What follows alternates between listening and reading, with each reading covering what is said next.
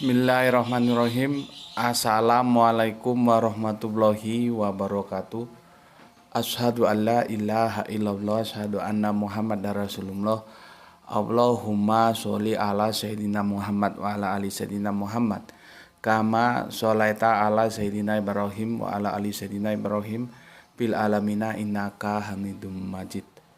Sebelumnya kita panjatkan dahulu doa kepada Gusti Allah ingkang Maha Agung untuk saudara kita yang memberikan sholawatnya terhadap channel dakwah ini berupa infak dakwah, sehingga channel ini dapat selalu dengan setia hadir dalam ruang-ruang diskusi kalian semuanya. Semoga sholawat itu menjadi catatan langit amal soleh bagi mereka dan keluarganya kelak, dan Allah insya Allah akan membalasnya dengan balasan yang lebih baik lagi.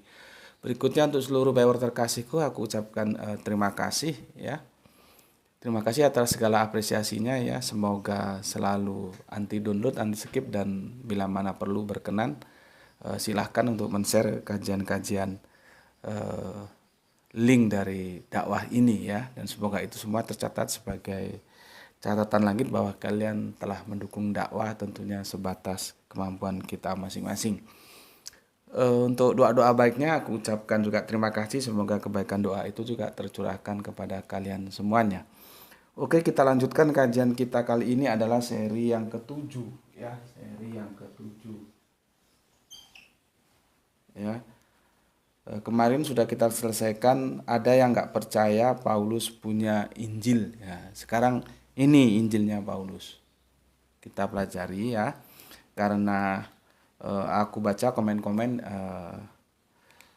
ya tidak ada yang secara spesifik meminta untuk diberikan tanggapan ya. Maka kita langsung ke Galatianya. Bismillahirrahmanirrahim. Kemarin ada yang terlupakan ya. Untuk Kang Mas DR yang mempertanyakan tentang katanya kanonisasi Al-Quran itu tahun 1924 yang itu seputaran dari buku ini ya. Ini bukunya ya, bukunya si Munin. Jadi aku bukunya Munin punya dua. Aku buku itu terlepas aku setuju atau tidak ya aku beli aja gitu. Jadi nggak harus aku setuju isinya aku beli, enggak. Artinya juga yang aku beli bukunya belum tentu aku setuju isinya. Tapi ini juga ini punya Munin ya, Munin Siri ini ya. Cuman kalau yang kemarin kita kan yang ini ya, dan ini ternyata sudah kita diskusikan kan, ada 5 seri atau 6 seri gitu. Mas DR bisa lihatnya di sini. Tapi masa Mas DR nggak mengikuti atau lupa ya? Kita kan sudah bahas ini, ada berapa ini? Sekitar 5-an seri atau 6 atau lebih ya. Karena nanti bisa dilihat di playlistnya. Nih. Ya, bisa di sini Mas. Kita sudah kupas tuntas di sini tentang benar nggak apa yang disampaikan oleh Munin Siri itu, ya. Profesor Munin Siri dari Madura itu, ya, yang sekarang ada ngajar di Amerika sana. Silakan lihat di sini ya. Penjelasannya lebih tuntas di sini karena ini juga berseri, ya. Oke. Berikutnya kita lanjutkan, sekarang kita ke surat Galatia ya. Surat Galatia. Kalau kemarin sudah kita kaji surat yang pertama ya. Maksudku ayat yang pertama ya. Dari Galatia ya. Pasal pertamanya sudah sampai ayat yang ke-5. Jadi intinya di sana bahwa Yesus itu dibangkitkan, bukan bangkit sendiri. Ya, ini sudah kita kaji ya. Ini kan sudah terus terpotong karena harus memberikan tanggapan. Kita sekarang masuk ke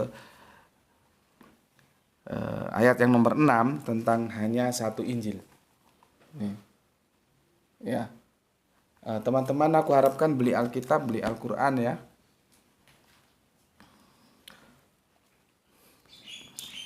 Oke, aku bacakan. hanya ada satu Injil. Jadi Injil itu maksudnya hanya ada satu. Kenapa Paulus mempertegas hanya ada satu Injil? Karena memang di lapangan itu banyak Injil. Ini lebih mempertegas lagi kemarin yang disampaikan oleh Kang Mas kita, Bapak dosen kita yang mengajar bahasa Yunani itu ya, yang tentang ada berapa Injil itu ya, dan aku sudah jelaskan. Kalau Injilnya sih banyak, kalau Yesusnya satu gitu ya. Injil itu kan cerita kisah tentang Yesus gitu ya. Banyaknya ya tergantung siapa yang mengkisahkan. Nah, karena banyaknya itu, maka Paulus perlu mempertegaskan sebetulnya itu hanya ada satu Injil. Artinya apa? Yang direkomended oleh Paulus itu hanya satu Injil dari sekian banyak Injil gitu loh. Kalau seandainya di pasaran itu atau di lapangan itu atau di strata sosial itu hanya ada satu Injil saja, maka Paulus nggak perlu memperkenalkan sebuah pernyataannya yang jadi perikop hanya ada satu Injil. Bisa dipahami ya logikanya ya. Adanya perikop hanya ada satu Injil itu karena di lapangan itu banyak Injil, maka Paulus perlu menegaskan hanya ada satu Injil. Artinya Injil-Injil yang lain itu ditolak sama Paulus, gitu loh. Ini kan kalau kita dulu, aku dulu waktu SMA ya, SMA itu semester terakhir tuh diajari matematika modern itu ada. Jadi dia tidak berupa kuantitatif tapi kualitatif, kalimat seperti ini. Ya. Semoga bisa dipahami. Aku ulangi lagi, adanya pernyataan yang menjadi perikop hanya ada satu Injil ya. Kan ini satu Injil nih ya. Ini perikopnya. Satu Injil ya. Itu menunjukkan bahwa di lapangan tuh banyak Injil, yang direkomended hanya satu Injil, lainnya itu ditolak. Gitu loh ya. Itu kerangka berpikir bahasanya itu begitu, logika bahasanya ya. Oke, sekarang kita lanjut pelan-pelan aja ya. Jadi kalau ditanya mana Injil Paulus, ya ini di Galatia ini dijelaskan ya. Oke, kamu juga lihat anumu apa, Alkitabmu ya. Aku heran, ini ayat yang ke-6 kita masuk ya, ayat 1 sampai 5 kan sudah kemarin. Ayat yang ke-6, aku heran bahwa kamu begitu lekas berbalik daripada Dia yang oleh kasih karunia Kristus telah memanggil kamu dan mengikuti suatu Injil. Hati-hati ya, satu dan suatu itu beda. Ya. Seperti ya, di Quran surat Al-Isra tentang Isra itu harus diperhatikan, itu satu malam apa suatu malam itu beda. Ya. Perhatikan, satu malam atau suatu malam itu beda. Di sini perlunya kita jeli kalimatnya, itu harus dilihat dari diksinya apa ya. Seperti ini juga ya. Judul perikopnya hanya satu Injil. Ya. Nanti di kalimat ayat ke-6-nya itu suatu Injil. Itu beda. Satu Injil itu kuantitatif ya. Suatu Injil itu merujuk kepada Injil tertentu yang sedang dia bicarakan. Wah, jadi ngulang bahasa ini. Oke, gue lanjut. Aku heran bahwa kamu begitu lekas berbalik daripada Dia yang oleh kasih karunia Kristus telah memanggil kamu dan mengikuti suatu Injil. Nah, jadi bukan mengikuti satu Injil tapi suatu Injil. Ada Injil yang diikutinya gitu loh maksudnya ya. Yang bahayanya itu begini ya. Memanggil kamu dan mengikuti suatu Injil lain. Nah, semakin clear kan? Ada Injil lain yang Paulus tidak mau. Ya. Yang sebenarnya bukan Injil. Nah, bagaimana itu? Di ayat yang ke-7 itu ya, dari pasal 1. Jadi yang diaku-aku orang Injil dan itu diajarkan, kata Paulus, yang sebenarnya itu bukan Injil. Nah, kan jadi kacau lagi. Ya. Makanya kalau aku bikin video itu tolong dicermati, jangan keburu-buru disanggah gitu loh. Judul itu mempresentasikan isi, tapi tidak semua bisa tercakup apa yang ada di isi itu dalam satu judul, tidak bisa. Aku lihat banyak teman-teman yang langsung berapriori karena judulnya. Ya, lihat dulu. Jadi teman-teman Kristen, teman-teman Islam, mari kita sama-sama duduk, kita diskusikan. Ada sesuatu yang kita tidak tahu selama ini, kita tahunya ya Injil itu ya kanonik 4 itu. Baru kemudian ada Injil yang kelima, Five Gospel, yang itu polemik, yang tentunya sama teman-teman Kristen ditolak, itu khusus untuk orang-orang yang skolar, yang terdidik ya, sebagai komparasi. Hanya itu aja. Baru nanti ada Injil Thomas, Injil Barnabas, Injil Maria Magdalena dan sebagainya, banyak macamnya yang itu ditolak ya, dengan alasan tertentu dari nggak tahu dulu tim suksesnya siapa itu yang jadi penentu diterima atau ditolak, itu kan melalui sidang. Hanya itu yang kita tahu. Maka kali ini aku akan ngajak kalian semuanya, ternyata Paulus punya Injil gitu loh, dan itu tertuang di Galatia. Jadi Injilnya Paulus itu dinyatakan di Galatia ini. Dan dia menolak yang lain yang sebenarnya bukan Injil. Itu loh, ya. Jadi kalau baca Alkitab itu pahami diksi per diksinya, baru rangkaian narasinya itu gimana. Ya. Oke.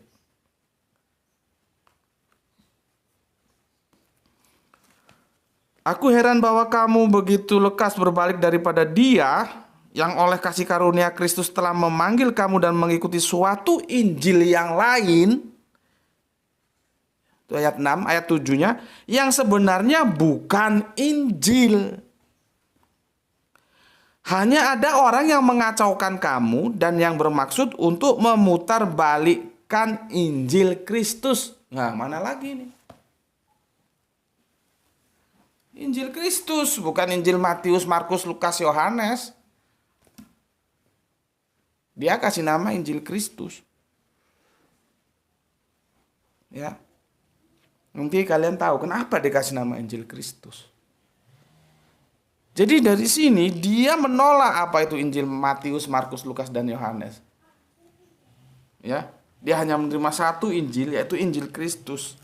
Dan lain-lainnya itu sebenarnya bukan Injil. Siapa yang bilang? Paulus. Di mana? Di Galatia 1, 6, dan 7. Kita kan mulai terbuka wawasan. Oh, ternyata ada Injil lain. Pertama. Oh, ternyata Injil kanonik itu juga ditolak oleh Paulus. Kedua. Oh, ternyata Paulus punya Injil, dikasih nama dia Injil Kristus. 4 informasi baru kita temukan. Ya, 4 informasi baru kita temukan. Makanya ngaji di sini itu ya, meskipun kita ngaji seperti ini, nggak kalah sama orang sekolah di sekolah Alkitab. Mau semester 1 sampai semester 21 pun, mari kita duduk bareng. Bismillahirrahmanirrahim. Ya. Di sini kan lebih enak kalau bisa santai sama tidur lihat video. Kalau misalkan sekolah sungguhan, sekolah Alkitab kan ya harus resmi. Harus bayar SPP, bayar uang gedung, seragam, segala macamnya. Di sini enggak, cukup kamu beli pulsa. Ya. Kamu lihat kapan pun mau, bisa, enggak terikat waktu. Ya. Oke, aku lanjut. Tetapi yang ke-8 ini ya. Tetapi sekalipun kami atau seorang malaikat dari sorga yang memberitakan. Nah ini kemarin yang kita selesaikan dengan baik ya. Memberitakan itu mengabarkan. Yang dikabarkan apa? Kabar. Injil itu apa? Kabar baik. Nah gitu loh. Ya. Jadi kabar itu kata benda, mengabarkan kata kerja. Gitu ya. Di sini memberitakan. Ya sama dengan mengajarkan itu ya. Mengabarkan itu. Yang dikabarkan apa? Kabar. Kabar apa? Kabar baik apa kabar buruk? Kabar baik. Kabar baik itu disebut siapa? Injil itu. Injil isinya tentang apa? Kisah tentang Kanjeng Nabi Isa atau saudara kita yang menyebutnya Yesus. Clear. Ya. Oke. Tetapi sekalipun kami atau seorang malaikat dari sorga yang memberitakan kepada kamu suatu Injil yang berbeda dengan Injil yang telah kami beritakan kepadamu, terkutuklah dia. Jelas dikutuk sama Paulus.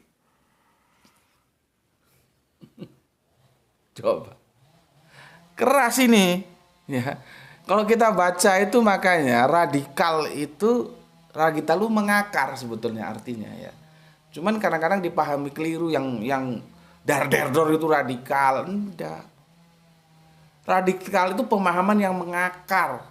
Dan Paulus ini mengakar. Dia bilang apa? Terkutuk orang yang menerima Injil lain selain Injil Kristus. Ya. Aku ulangi lagi. Tetapi sekalipun kami atau seseorang malaikat dari sorga yang memberitakan kepada kamu suatu Injil yang berbeda dengan Injil yang telah kami beritakan kepadamu, terkutuklah dia. Jadi tidak ada toleransi terhadap Injil-Injil lain selain Injil yang diberitakan oleh Paulus. Karena apa? Dia akan menjadi terkutuk. Oke, yang 9 sekarang. Seperti yang telah kami katakan dahulu, sekarang kukatakan sekali lagi. Jikalau ada orang yang memberitakan kepadamu suatu Injil, bukan satu Injil loh ya, suatu Injil yang berbeda dengan apa yang telah kamu terima, terkutuklah dia. Kurang clear gimana ini kalimat? Jadi kalau you terima Injil itu yang berbeda dengan Injil yang dikabarkan oleh Paulus, terkutuk. 2 kali Paulus bilang, terkutuklah dia, terkutuk-tuk. Gimana? Sekarang kalian tahu tuh. Ini gunanya belajar di situ. Ternyata Paulus nggak tanggung-tanggung. Dia bilang terkutuk kalau menerima Injil selain yang dari dia ajarkan, yaitu Injil Kristus. 2 kali dikatakan terkutuk. Ya. Kuulangi lagi pelan-pelan supaya kalian paham. Seperti yang telah kami katakan terdahulu, sekarang kukatakan sekali lagi. Jadi diulang-ulang. Itu artinya apa? Penting. Sesuatu yang penting itu diulang-ulang. Kalau tidak penting ngapain juga diulang-ulang. Seperti Al-Quran itu. Kadang-kadang berapa peristiwa itu diulang-ulang. Pewahyuannya itu artinya apa? Penting. Supaya kita lebih paham. Ini juga sama Paulus diulang-ulang ini. Kukatakan sekali lagi, itu artinya diulang. Jikalau ada orang yang memberitakan kepadamu suatu Injil ya, yang berbeda. Berarti ada kan Injil lain yang berbeda. Maka Injil itu banyak. Bukan hanya satu. Ya, yang satu itu Yesusnya. Tapi kisah tentang Yesusnya itu banyak. Ya. Oke.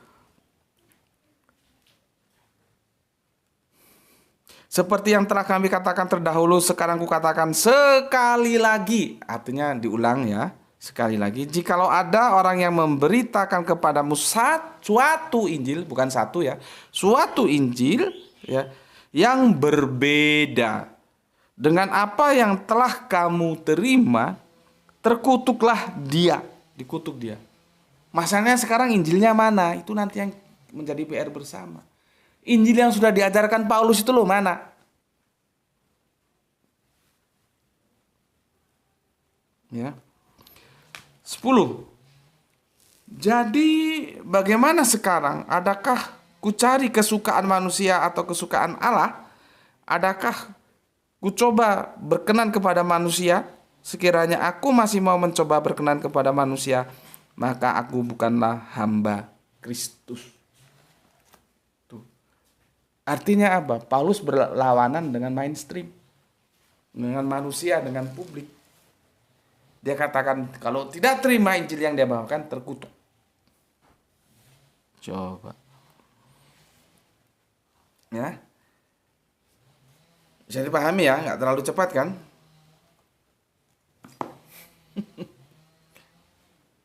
Jadi ya memang begitu faktanya. Bismillahirrahmanirrahim.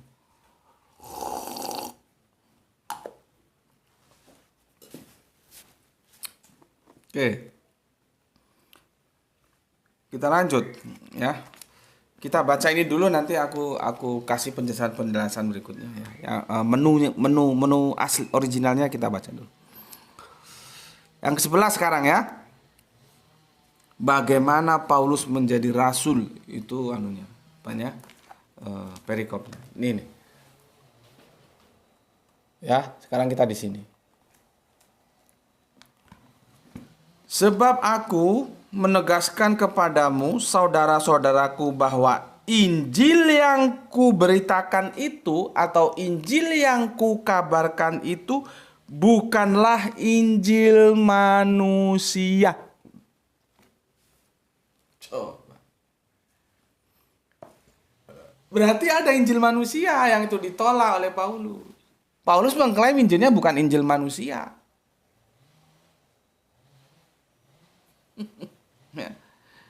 Selama ini ke orang kenapa nggak ngerti bahwa ternyata Paulus punya Injil? Karena ketika baca Alkitab itu geradak geruduk, tidak dipahami. Galatia menjelaskan sedemikian jelas, dia juga anggap angin lalu doang. Pokoknya dibaca aja dah.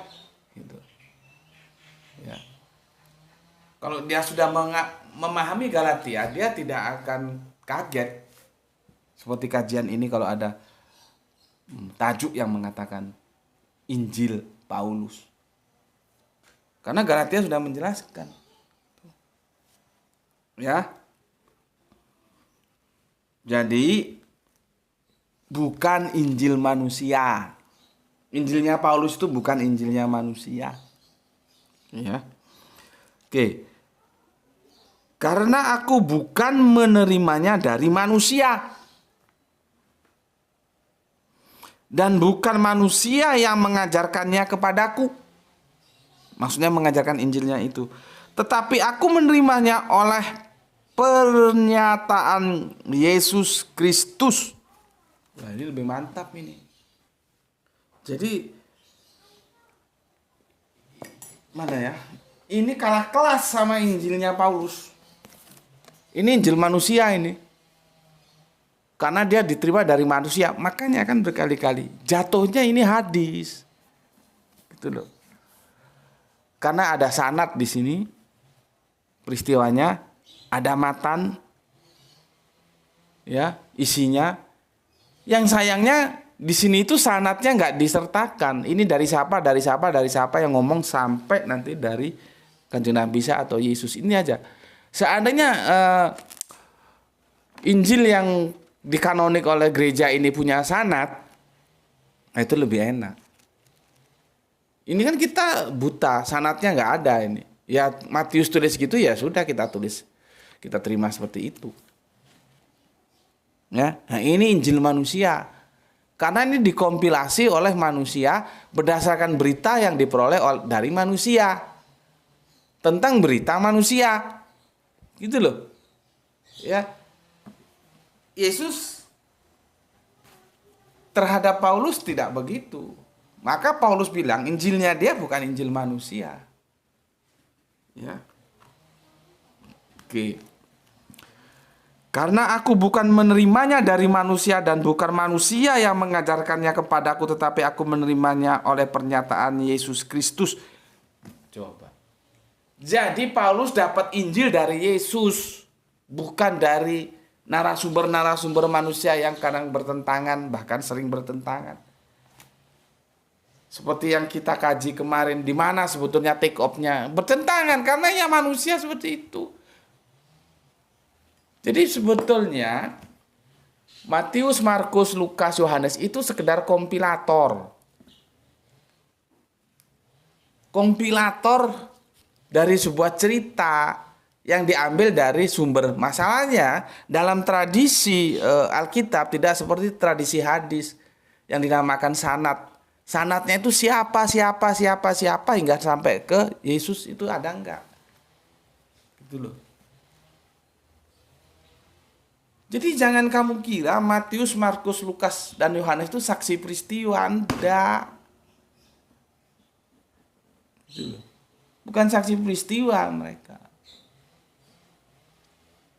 Ya, makanya kemarin aku ingatkan teman-teman Islam sama Injilnya, tapi Injil yang kita maksud beda dengan yang Kristen maksud. Yang Islam maksudkan wahyunya dari Allah disampaikan kepada Kanjeng Nabi Isa atau Yesus.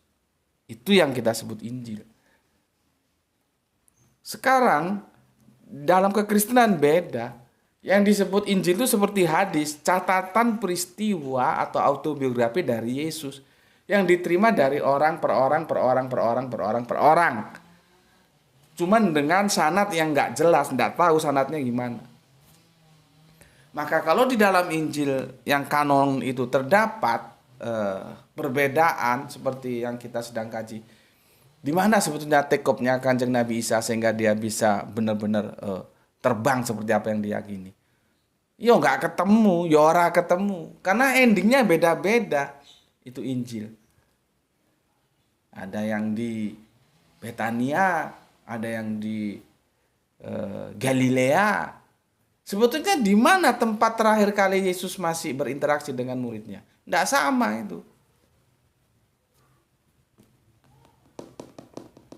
Karena apa? Karena Injil manusia yang memberitakan manusia ke manusia lainnya, sampailah kepada Pak Petrus, sampailah kepada Pak Markus, sampailah kepada Pak Yohanes, sampailah kepada Pak Matius, maka disebut Injil karangan Matius, Injil karangan Markus, Injil karangan Lukas, dan Injil karangan Yohanes. Ya. Kalau Paulus begitu, enggak, dia langsung dari Yesus. Beda lagi kan? Kalau kita kan Injil itu Allah berfirman ya, disampaikan kepada Kanjeng Nabi Isa atau Yesus. Nah, itu yang kemudian dikompilasi, dibukukan, itu Injil gitu. Kalau Paulus enggak, Injil itu justru dari Yesus ke dia. Gitu loh. Kalau kita kan dari Allah ke Yesus, ini enggak dari Yesus ke dia. Dan dia katakan Injilnya itu asli dari Yesus, bukan dari seperti halnya Matius, Markus, Lukas yang itu mengandalkan informan atau sanad. Itu loh. Ya. Makanya Injil manusia itu ditolak oleh Paulus. Oke, aku lanjutkan. Berapa lama, Les? Sebentar lagi ini. Oke ya, semoga bisa 30 menit ya. Nanti setelah ini selesai, aku jelaskan secara rinci lagi kaitannya dengan ayat-ayat lain supaya kita lebih clear. Oke. Karena aku bukan menerimanya dari manusia dan bukan manusia yang mengajarkannya kepadaku, tetapi aku menerimanya oleh pernyataan Yesus Kristus. Jadi Yesus Kristus yang menyatakan kepada Paulus. Apakah ini benar? Ya pikiran dewe. Ya Paulus ngakunya begitu. Saksinya siapa? Ya ora weruh, saksinya siapa? Sedangkan Paulus di Damsik aja yang katanya ketemu Tuhan Yesus saja nggak ada saksinya. Oh, kamu bilang, ada saksinya itu teman seperjalanan. Lah kok beda-beda laporannya? Di Matius dan di Kisah Para Rasul beda-beda itu laporannya. Yang satu bilang melihat tidak mendengar, yang satunya bilang mendengar tidak melihat. Kan kacau. Ya. Makanya jangan kemaruk. Orang Jawa bilang kemaruk itu apa ya bahasa Indonesianya? Jangan kemaruk saksi lah. Nanti kamu terjebak sendiri. Karena sesuatu yang kamu tidak bisa saksikan pun kamu terima. Contohnya apa? Kamu anaknya bapakmu, saksinya siapa? Nah, kalau kamu nemu anak di sampah terus kamu diasuh, jadi anak asuh, diangkat, kamu yang enggak tahu. Iya kalau mamamu nggak berselingkuh sama tukang ojek. Kalau berselingkuh dengan tukang ojek terus lahir kamu. Gimana? Ya, jadi jangan sok-sokan dikit-dikit saksi. Ada saksinya ya kita terima, nggak ada saksinya ya tinggal kita telah aja bagaimana kronologisnya. Ya, ini Paulus ngaku dia terima Injil dari Yesus. Saksinya siapa? Ya ora weruh, ora ono.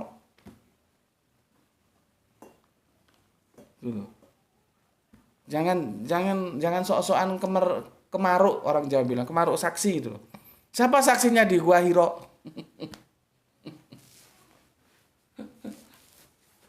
Di Gua Hiro itu nggak ada saksinya, Mas.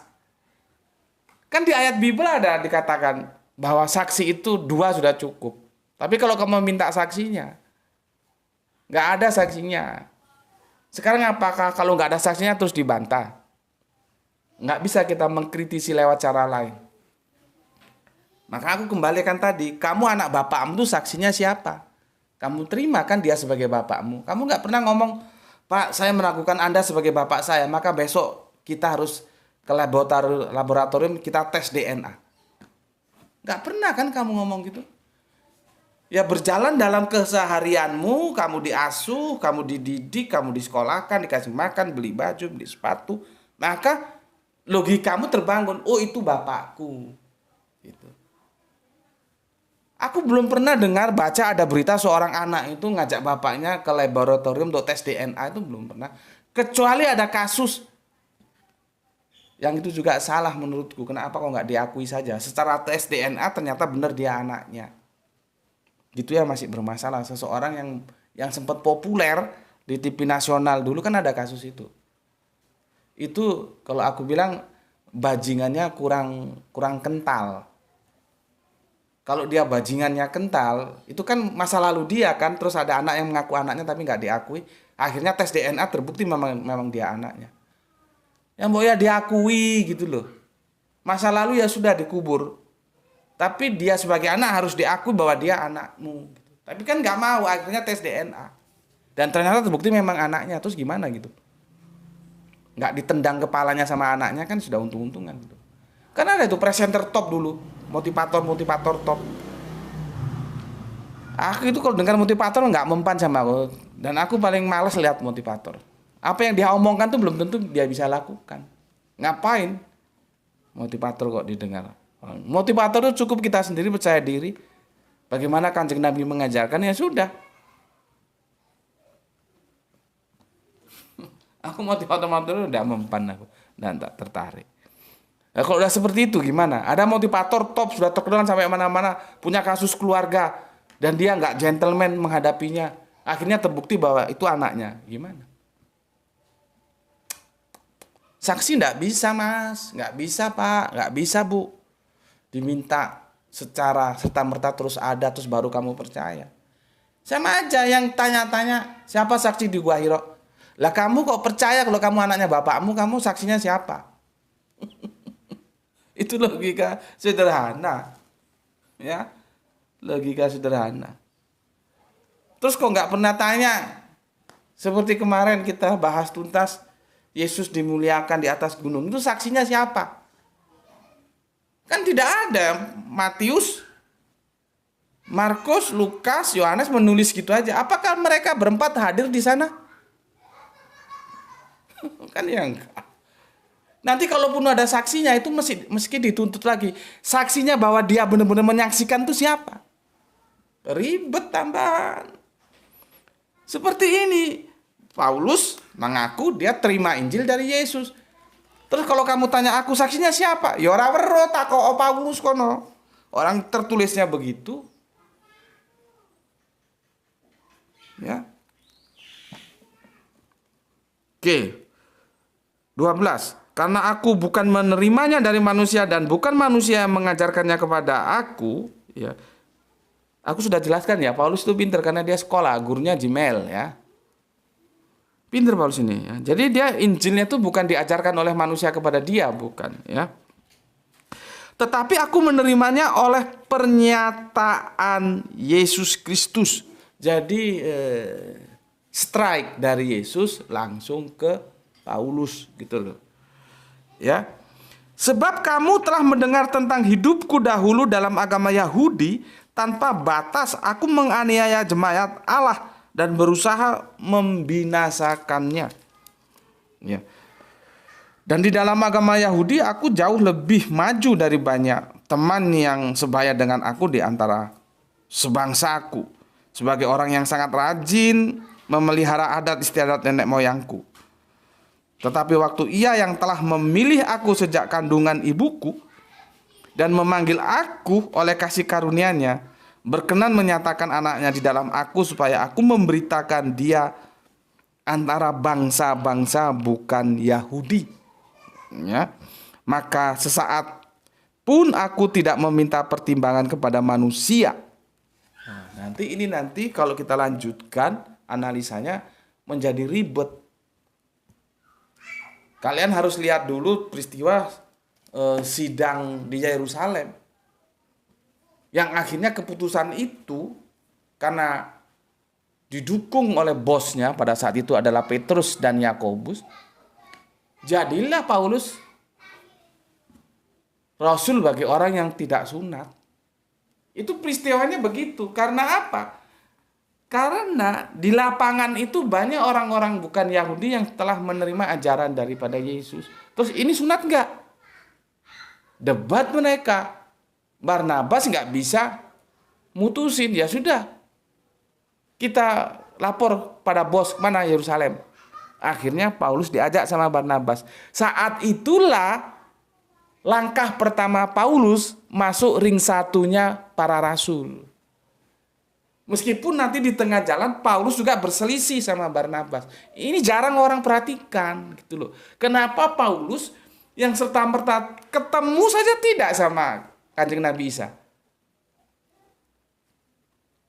Jangan-jangan dia mukanya Kanjeng Nabi Isa pun belum pernah dia lihat. Itulah yang jadi masalah ya.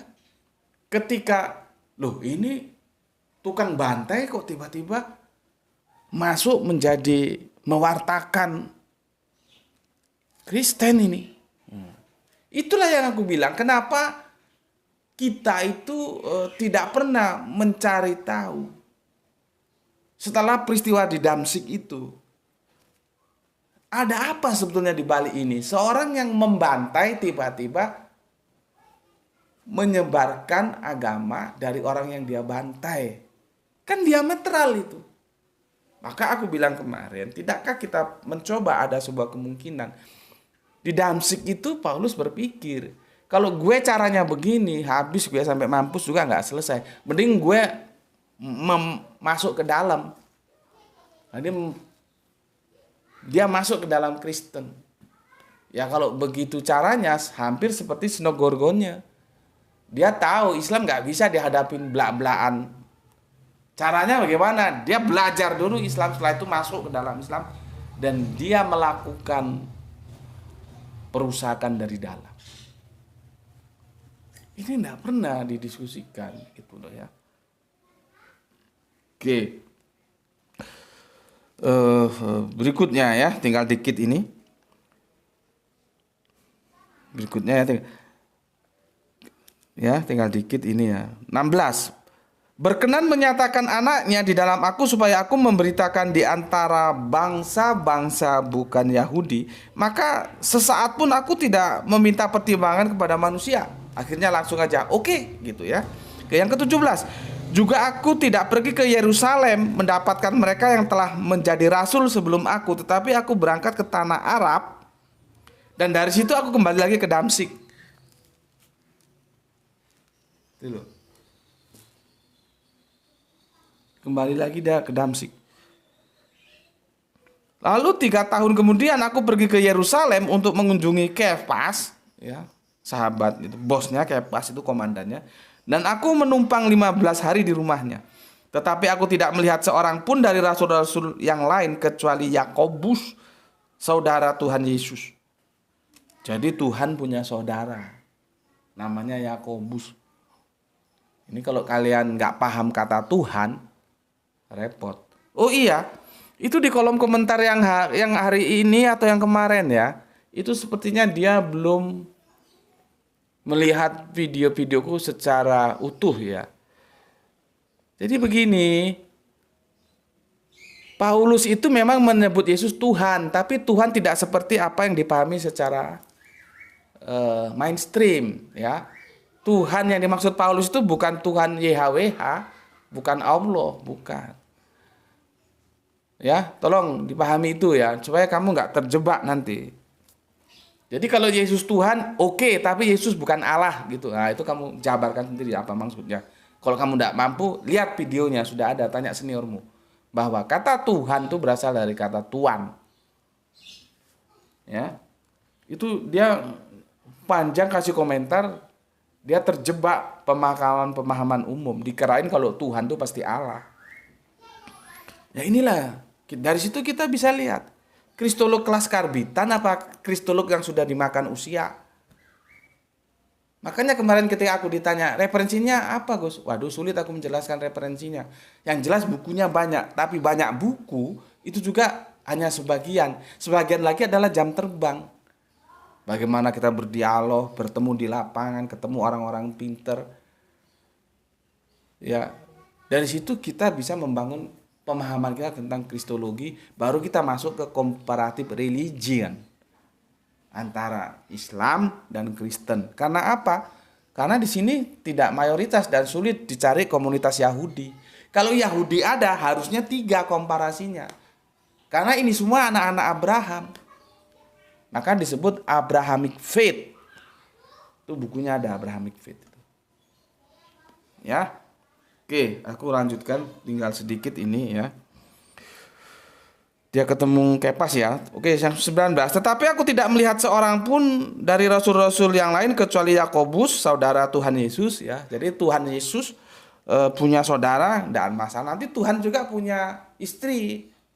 Ya. Yesus kan menikah ya, sudah kita bahas itu ya. Di hadapan Allah kutegaskan apa yang kutuliskan kepadamu ini benar. Jadi Paulus ingin menggaransi tulisannya itu benar ya. Benar ya. Aku tidak berdusta, ditambah lagi aku tidak berdusta. Kemudian aku pergi ke daerah-daerah Syria dan Kilikia. Tetapi rupaku tetap tidak dikenal oleh jemaat-jemaat Kristus Yudea. Nggak dikenal dia ya. Mereka hanya mendengar bahwa ia yang dahulu menganiaya mereka sekarang memberitakan iman yang pernah hendak dibinasakannya, dan mereka memuliakan Allah karena aku. Oke, tepat sekali waktunya ya. Ini sudah mau masuk adzan asar dan sudah selesai ya. Satu perikop penuh loh ya. Aku ndak comot-comot ayat ya. Jangan bilang nanti comot-comot ayat. Satu perikop penuh bagaimana Paulus menjadi rasul, aku baca dan di situ kita temukan penjelasan. Sebab aku menegaskan kepadamu saudara-saudaraku bahwa Injil yang kuberitakan itu bukanlah Injil manusia. Tuh Paulus bilang ya. Karena aku bukan menerima dari manusia. Dan bukan manusia yang mengajarkannya kepadaku, tetapi aku menerimanya oleh pernyataan Yesus Kristus. Maka itulah Paulus menyebut Injilnya Injil Kristus. Sekarang di mana? Ayo kita cari bareng-bareng. Di mana? Coba. Di mana Injil itu? Apakah Injil yang dimaksud itu adalah surat-surat kiriman Paulus? Aku nyatakan tidak. Beda. Surat kiriman Paulus dengan Injil yang dimaksud beda. Karena surat kiriman Paulus itu pernyataan Paulus sendiri untuk jemaat yang dia kirimi atau untuk seseorang yang dia kirimi. Ya. Maka Roma itu berarti untuk jemaat yang ada di Roma, ya. Nanti ada lagi misalkan Filemon, Titus itu nama orang, ya. Terus nanti ada siapa ini? Kolose, itu orang yang di Kolose, di Efesus. Ya. Jadi itu tulisannya Paulus, dia nulis surat. Nah, suratnya ini dikompilasi, kita juga nggak tahu yang mengkompilasi siapa. Kok kerjanya itu bagus banget gitu loh. Zaman segitu loh ya. Surat-suratnya dikompilasi. Yang kompilasi suratnya Paulus itu siapa? Dan ada jaminankah bahwa semua itu memang pernyataannya Paulus? Ini nanti repot lagi tanya, siapa yang menjadi saksi? Wah, repot. Kalau sudah tanya saksi, siapa saksinya bahwa itu suratnya Paulus? Wah, repot lagi. Karena kita, gini loh ya, sejarah itu ada 3. Kita bicara sejarah lagi ya. Ada pelaku sejarah, ada penulis sejarah, ada pembaca sejarah. Kita ini golongan yang terakhir, pembaca sejarah. Kita bukan pelaku dan bukan penulis. Akhirnya kita disodorkan apa yang sudah ada. Maka ketika kita membaca, otaknya harus cerdas. Kalau nggak cerdas, lewat kamu. Gitu. Ya, itu dulu, dan besok akan aku jelaskan lagi ya tentang Injil Paulus itu. Kita coba rangkai dengan ayat-ayat pendukung lainnya. Tapi setidaknya aku sudah sampaikan, ini loh Injil Paulus. Mana? Itu yang disebut Injil Kristus, itu Injilnya Paulus. Di mana? Ya ayo kita cari bareng. Di mana itu? Tuh. Tapi setidaknya Galatia menyatakan itu gitu ya. Oke, sampai di sini dulu kepada semua teman-teman yang aku kasihi. Anda setuju silahkan like, Anda tidak setuju silahkan dislike dan tinggalkan tempat ini. Cari channel yang merasa Anda nyaman ada di dalamnya. Ya. Begitu juga untuk seluruh saudara-saudaraku, aku ucapkan semoga mendapatkan rezeki barokah dan sehat selalu sehingga kita dapat melanjutkan kajian-kajian kita ya. Sehingga kita dapat mengerti ya. Ini nanti judulnya mungkin berubah-ubah dikit karena aku kesulitan bagaimana untuk menuliskannya judulnya itu. Tapi sama Gerah itu sudah dibikin dalam satu playlist ya. Jadi kalian tinggal menonton semuanya ya. Ini nanti yang ke-7 ya. Judulnya mungkin akan berubah. Ini loh Injil Paulus ya. Kemarin kan masih nggak percaya kalau Paulus punya Injil ya. Sekarang yang ke-7 itu ini loh Injil Paulus ya. Oke. Untuk teman-temanku, saudaraku seakidah ya, teman-teman Islam, aku berpesan miliki Islam, miliki Al-Quran, miliki Kanjeng Nabi, miliki Allah, tetapkan dalam hatimu sampai nanti menutup mata. Namun demikian jangan lupa selalu memberi hormat kepada iman saudara kita sebangsa, setanah air yang berbeda dengan kita. Dia adalah tetap saudara kita ya. Itu dari aku. Bismillahirrahmanirrahim. Alhamdulillahirabbil alamin.